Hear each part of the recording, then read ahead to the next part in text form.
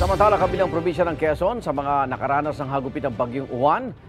At kaugnay makapanem natin si Dr. Melchor Avenilla Jr. ng Provincial Disaster Risk Reduction and Management Office. Magandang umaga po.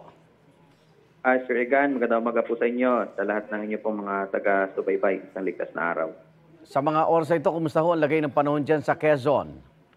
Generally, sa ngayong oras na to mismo, utay-utay naman po na nawala yung kaulapan sa lalawigan at may Opo. utay-utay na rin na pagsikat po ng araw. May balita ba tayo nasawi, sugatan o nawawala dahil sa bagyong Uwan?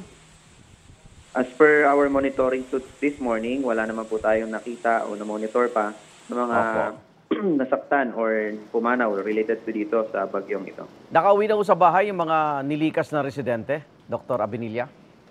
Ongoing po ngayon yung damage assessment ng ating mga local government units at ganoon na rin, kasama na rin yung pag-check kung ligtas sila makabalik. So, Opo. generally, hindi pa po natin sila pinapahintulutan muna na bumalik sa kanilang mga tahanan. Mga ilan ang bilang na inabot po nito?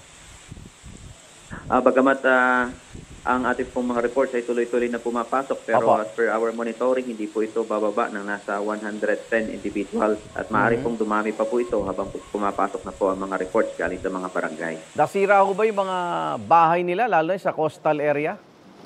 Yes, marami pong nasira ng mga tahanan, lalo na dun sa Pulilio Group of Islands, from Humalig, Patnanungan, and even to some portions of Panukulan, marami pong mga nasirang tahanan. Wala pa lang po tayong sapat na bilang sa ngayon.